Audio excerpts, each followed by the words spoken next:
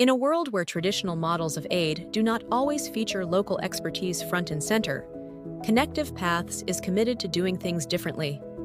We believe that true transformation happens when development is led by the people it impacts, building on their strengths and reflecting their dreams. At Connective Paths, we work towards decolonizing aid. We understand that real change begins with communities, not from the top down.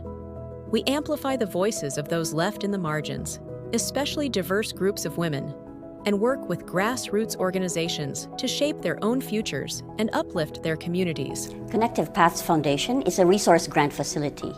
It works as a nonprofit, non-government organization that supports community-led development. We wanted to advance the concept of community-led change by partnering with grassroots organizations in an equitable manner. That means that grassroots organizations are participating in the decision-making in identifying what projects they want to do, even prioritizing which community problems to work on. Second, we wanted to ensure access and control to resources. It means that the community-based organizations are able to decide what items to allocate these project budgets for, but also ensuring that they have access to core funding that can help in making their organizations more sustainable. However, often community-based organizations' role and responsibilities are not given its due credit. So what CPF really wants to do is to raise the profile of community-based organizations and highlight their work, highlight their achievements. These are rarely visible in project reports. Underlying these three are two ways of working that we really want to incorporate in any equitable partnership that we are doing. First is, of course, we want to make sure that our organization and our partners do not exploit grassroots organizations or do not co-opt the work of the community-based organizations by claiming credit for the work they've done. That is a form of exploitation.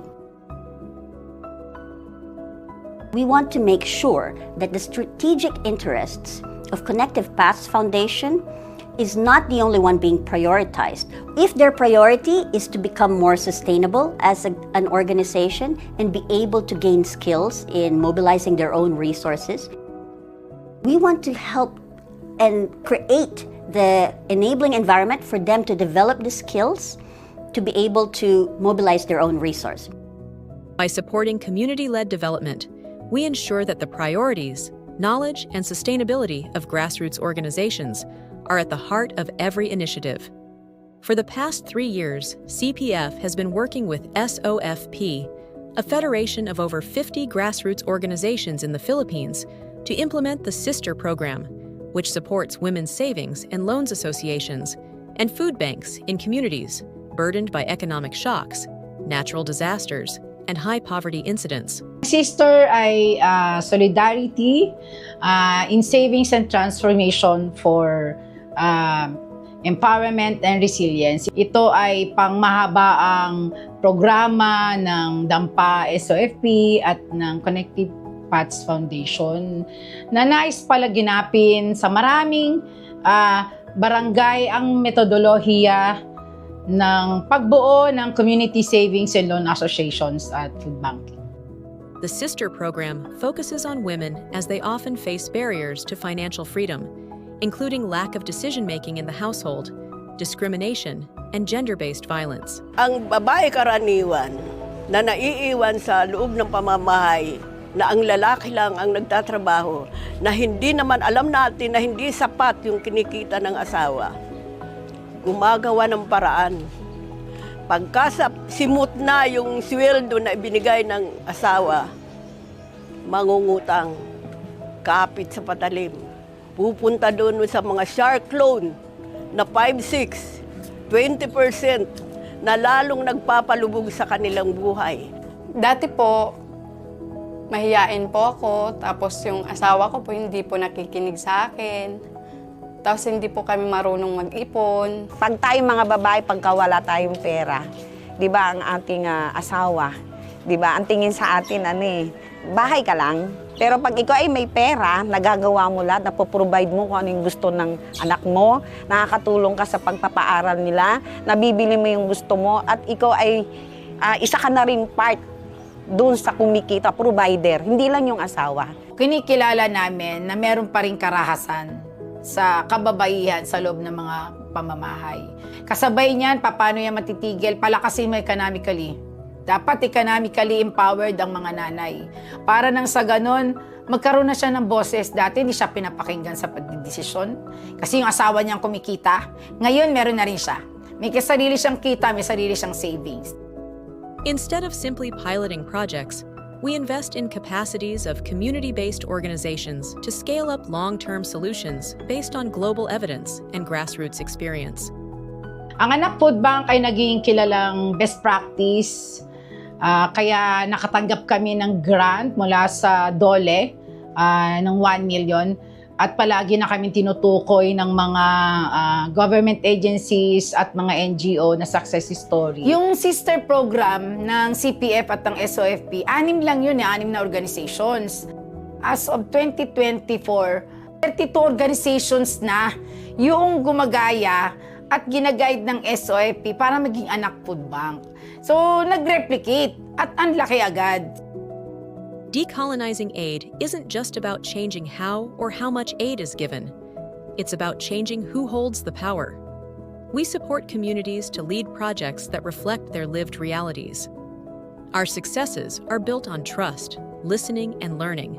Sabi nga namin successful kasi yung trust na sinabi ko na yung trust, yung tiwala ng CPF, yung partnership ng CPF at ng SOFP na hindi tinatrato ang SOFP, ang Anak Food Bank, ang lahat ng mga CSLA groups na yan na bilang project, hindi lang to project. Nandun yung decision making, inahayaan kami mag-decide kung ano ang project or program na dapat na pagtuunan ng pansin.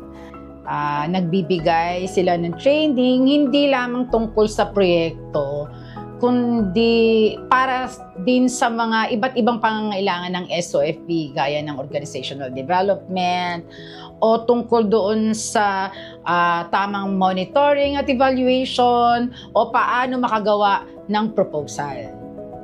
Our work isn't just about providing resources. It's about creating the conditions for community-based organizations to thrive on their own terms, and we share in our partners' dreams. Ang pangarap ng SOFP ay magkaroon na nga kami ng CSLA Federation. Ito yung mga maliliit na organization, mga community-based organizations na nakapaloob na sa federation.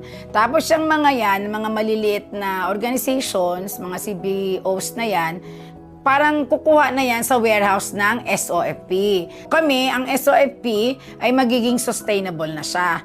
So, dahil meron na kaming sariling bigasan, warehouse, na tumutubo yan, at yung tubo naman yan, ipa-profit share ulit namin sa lahat ng aming mga members.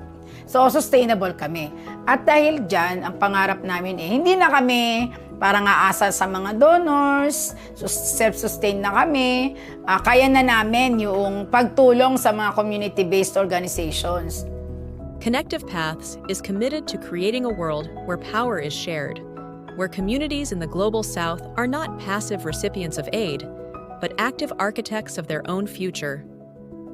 We invite you to support this transformation. Together, let's correct power imbalances and support sustainable community-led development. Connective Paths, building a future where civil society and communities lead, thrive, and grow stronger.